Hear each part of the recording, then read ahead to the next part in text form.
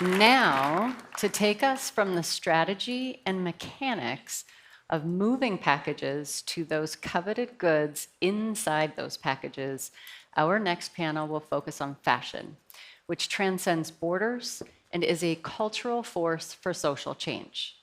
Fashion constantly pushes the creative boundaries, from exploring classic and futuristic silhouettes and the use of artificial intelligence and forward-leaning sustainable practices.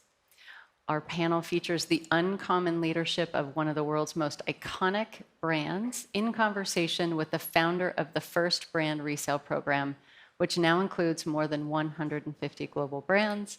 Please help me welcome Kirsty McGregor, Executive European Director of Vogue, who will be hosting this conversation.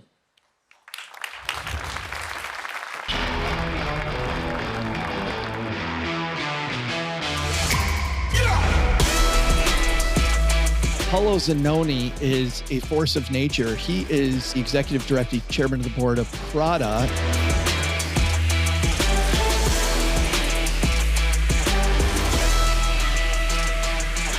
I have found good causes to do good to society.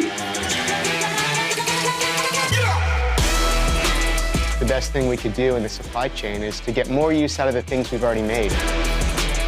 By them reselling their items, they benefit, the customer benefits, and we reduce the footprint of all of these products in the world.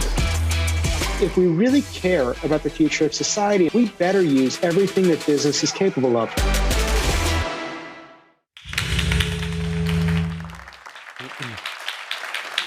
Thank you to Tracy and to the Prologis team for having me. It's great to be here today to talk about some of the huge changes that are happening in the fashion industry through the lens of two very different companies. One, a heritage brand, luxury brand, the other, a business that powers resale. So we're going to hear some very different perspectives on this, I hope. In this conversation, we're going to talk about some of the leadership challenges that come with dealing with some of the rapid changes happening in fashion, some of the evolving consumer behaviors and psychology that we're seeing, how business models are responding to that, and the role of technology. Paolo, I'm going to come to you first. Fine. You have a leadership background at Fiat and Goldman Sachs. I think safe to say that fashion is probably quite different. Tell us what drew you to Prada. Very simple. The first is that Patrizio Bertelli, one of the founders of Prada, together with Mrs. Miuccia Prada, just asked me. And I have been following the brand since 2011, because Prada is one of the few European companies that is listed on the Hong Kong Stock Exchange, an unusual move. And when I was active at Goldman, I was a banker that led the IPO. And so since then, of course, I followed the company, and it's a company that I'm very fond of. And so for me, it was a pleasure to try to do it. How have the leadership challenges and opportunities differed? What lessons have you learned across the different industries? See, I have, after so many years and totally different experiences, I have come to the conclusion that the most important thing that you can do in a position of leadership is to try to hire and mentor the right people. What does it mean, hire and mentor the right people? It means try to identify the qualities that you believe are needed, possibly trying to look for diversity and think out of the box. I know, that sounds very trite. And so I will try to give you a real-life example of what it means and how something that sounded out of the box became very successful. Goldman Sachs was the last large American banks to set up operations in Europe. well after JP Morgan and Morgan Stanley, for instance. Yet, in a few years, it became the first. And do you know how they did it or how we did it? How? No one of the senior leadership position leading the regional efforts came from banking. Really? What the managing partners of Goldman were able to do was to pick up people that they thought could advance investment banking, American investment banking in Europe, but none of them came from bank. I came from Fiat. My French colleague came from the Treasury. My German colleague came from McKinsey. The Swedish colleague came from a family holding company. And that was one example of thinking out of the box and selecting what you think are the right people, even if nobody else has done the same thing. And it was very successful. And Andy, you've had to do that kind of out-of-the-box thinking, right, in your role. So how have you managed that sort of leadership challenge?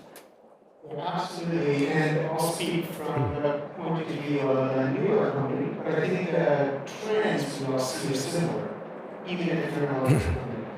Which is to say that we have a change right now, the pace of change has never been greater.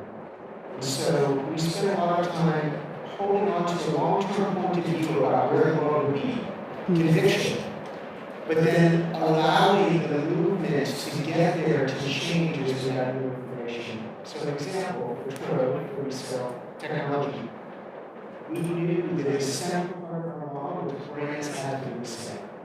So whatever we did was in the background when we launched the very first brand resale program, Patagonia. The Patagonia brand, the Patagonia customer, the jacket, that was the center of the model. Everything else was in service of that. So early on, it was important we owned the items because of the delivery windows and such. As it evolved, we realized there was a here component that would work. So we shifted. We always held on to the long-term viewpoint. How we talk about scaling, you look for a point on the horizon. But you leave yourself open and your team open to doing this together. But that's important, right? And for you, you have to kind of encourage the team to continue. Oh, just doing a mic switch over. You have to bring the team on board with this, right? You know, you're thinking differently. It's very innovative, and it is, as we've already said, very fast-paced. How do you bring the team on board? How do you make sure they stay inspired and motivated? Yeah, I think once you've got a point on the horizon with a viewpoint of how the world will be different in the future, people want to be engaged in that view. And that's what you're doing when you're leading any size team or a company or anything else, is you're engaging many people in that future vision, and you're working every day to bring that future vision to life. Yeah. Paolo, anything to add in terms of Prada, has had to innovate over the years? How have you managed to do that from a leadership perspective in your time there? Clearly, we are in front of the change. We are facing a change from the way traditional customer shopped for luxury, even in the luxury good business. What is making our job more complex is that we have different cohorts are looking for different experiences, and that's what makes it very difficult, or reasonably difficult for us to follow the client. Let me give you one example. Most good part of the generation Z and A or Alpha, they spend a large number of hours in front of acting with social media. My generation, or the generation immediately after mine, spend most of the time in which they were not studying or not working, socializing physically. It is obvious that for these two groups of people, experiences means something completely different. And so, especially for the younger generation, the A and the Z, what we believe that they are looking for in a luxury good, it's they feel insecure. They are reasonably unusual. They are reasonably not used to interact with their own peers. And so they look for goods that if you want, help them feel exactly the way they think they would feel. And experiences for customer experiences for these different cores is more and more going to be totally different. And the ability to identify the way to satisfy all of them is a challenge that we are all facing. And as a result, we're seeing so many luxury brands become more than a brand that just sells products, right? It's about the experience. Exactly. These days, it's about being part of that cultural conversation, and it's less about thinking about stores or which channels we're selling, and it's more about the brand as a whole, isn't it?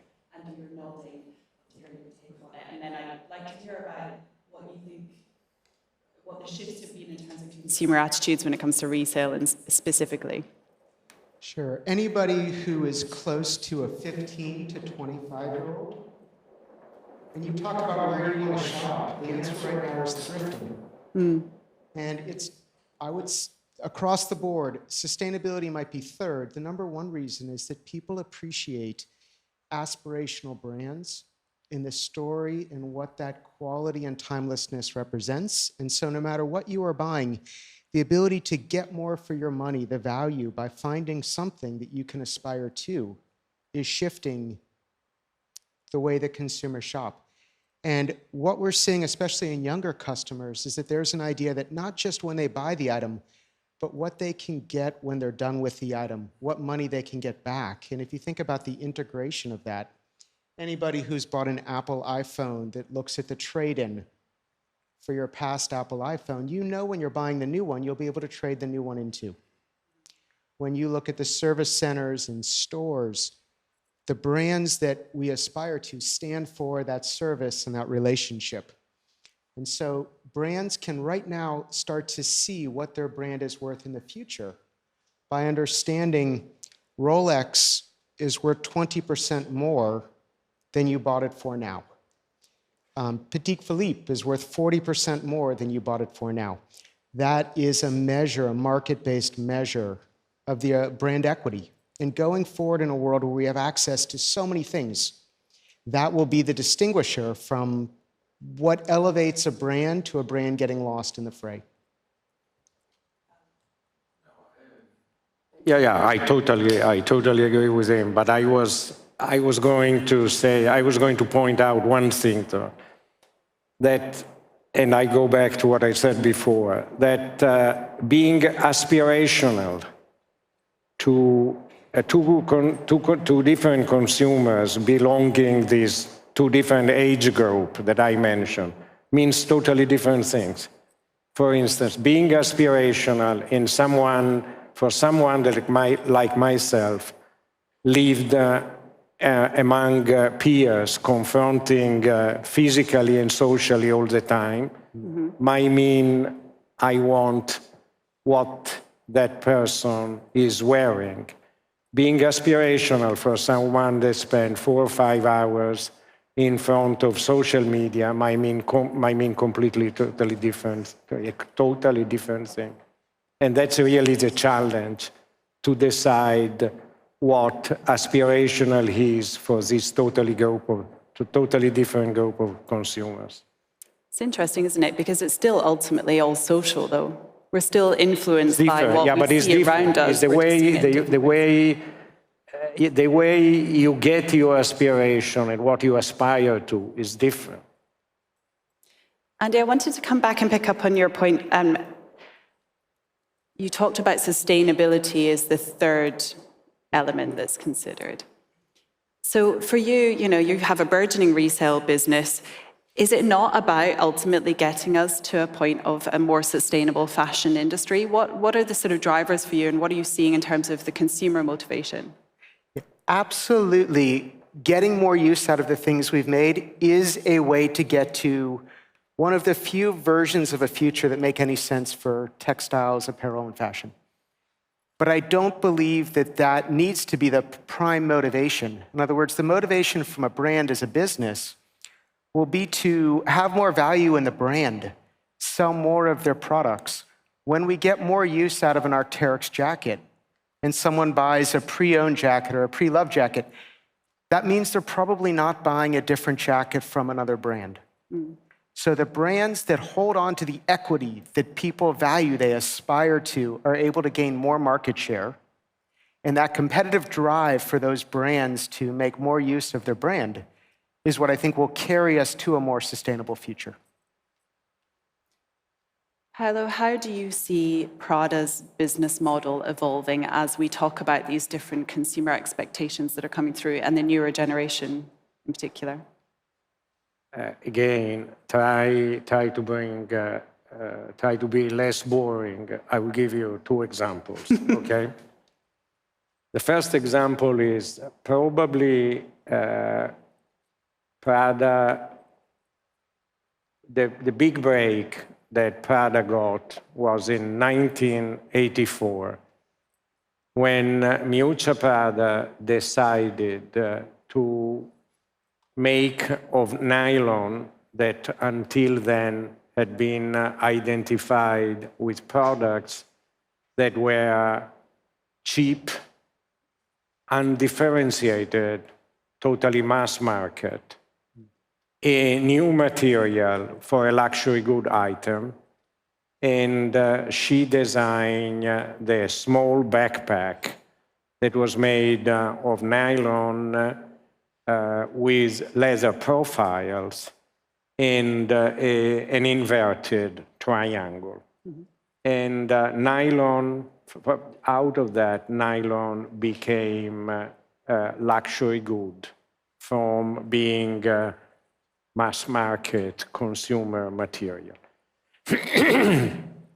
We still make the same backpack, but in 2015, together with Aquafil, we identified Renylon as a new material that we want to make.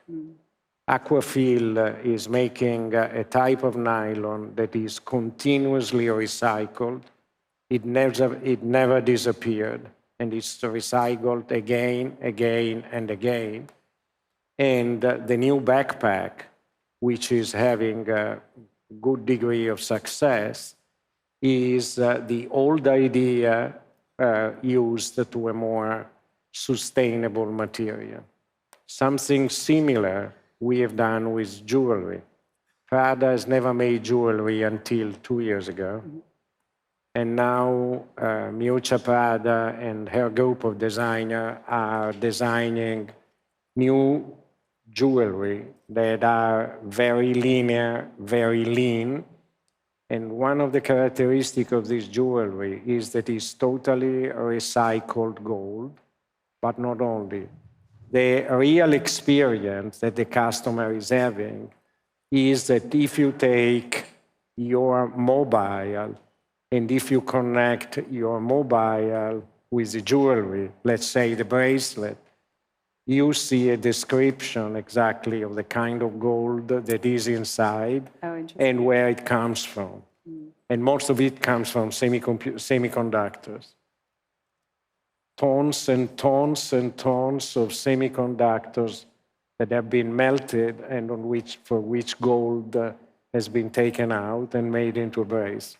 I think this is a fascinating direction that the industry is going in, partly because legislation necessitates this move, but having that kind of digital connection to your products, understanding where they come from, what they're made of, that's still a relatively new shift that I think brands are really trying to become comfortable with, but are still quite early on in that journey. where things come from is absolutely an essential piece, and getting better materials, no doubt.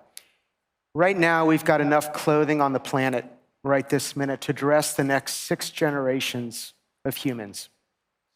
So there's no amount of upstream better materials that will address the amount of product.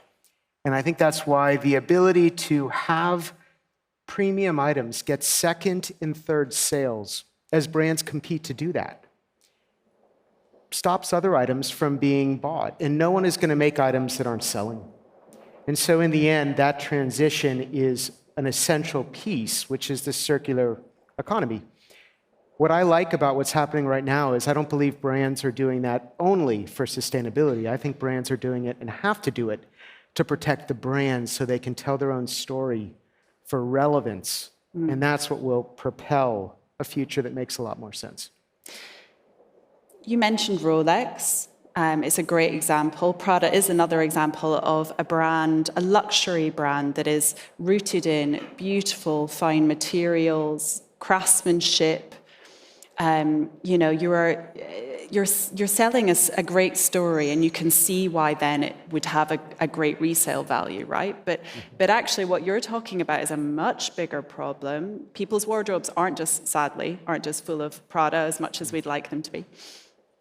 So how do we make resale the new normal across the fashion industry? What barriers are you facing at the moment? Well, in general, resale right now, the biggest barrier that holds it back is how easy it is compared to clicking a button on Amazon or Walmart and having the item show up 2 days later. And so as you know, Walmart made an announcement 2 weeks ago with 5 million used items now on their marketplace. Amazon is in the tens of billions of dollars as a used business. Target is coming quickly with a jeans take-back program this fall. We are seeing the large e-commerce and store players move based on customer relevance.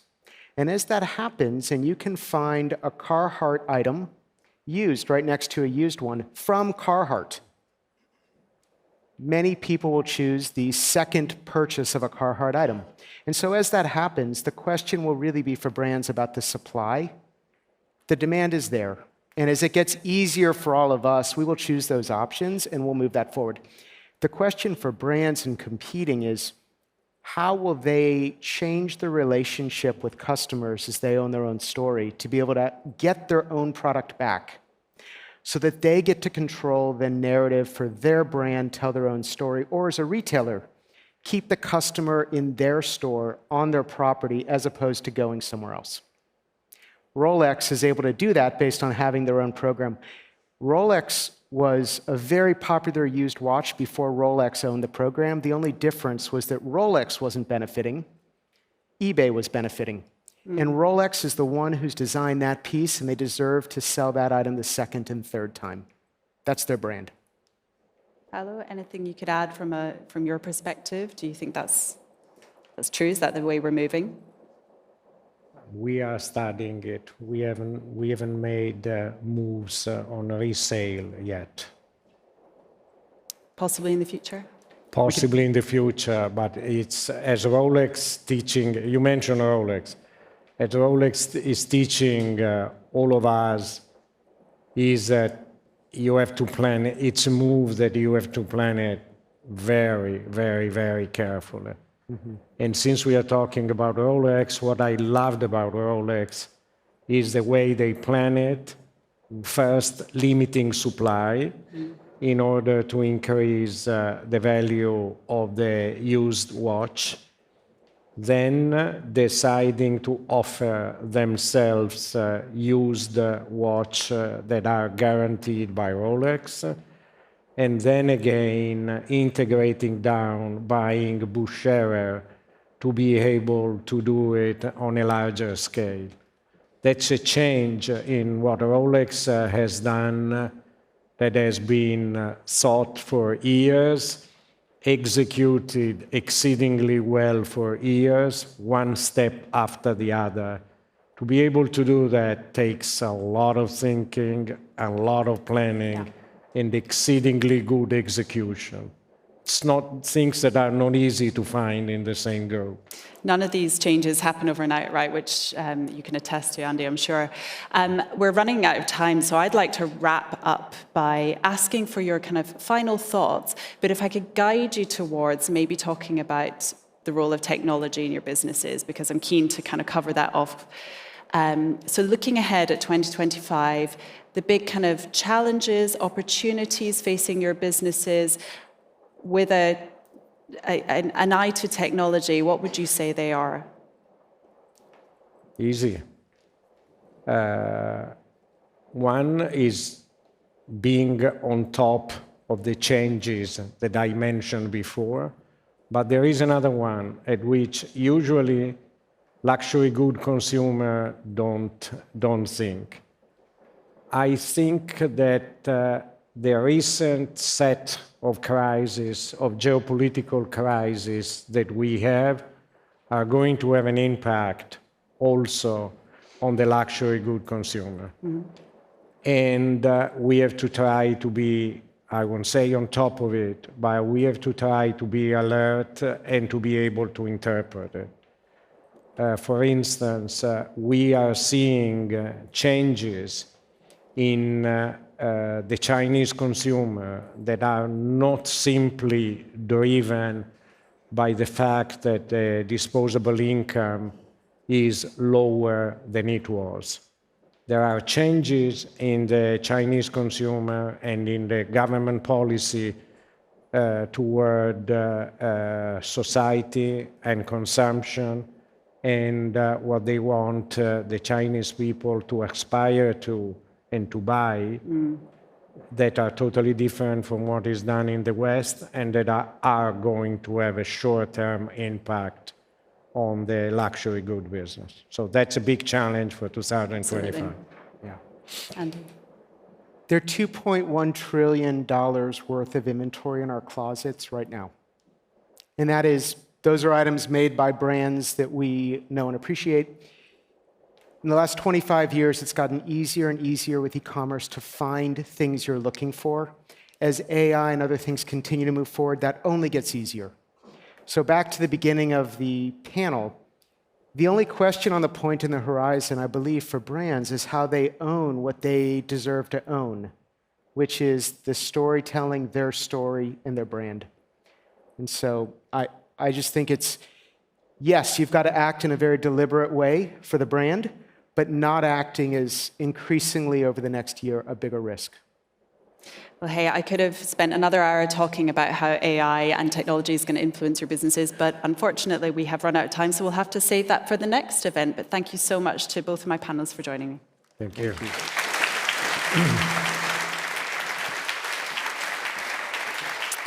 Thank you so much, Andy, Paolo, and Kirsty, for the riveting conversation and the importance that fashion places on the world today and how the sustainable path that we need to be on as well.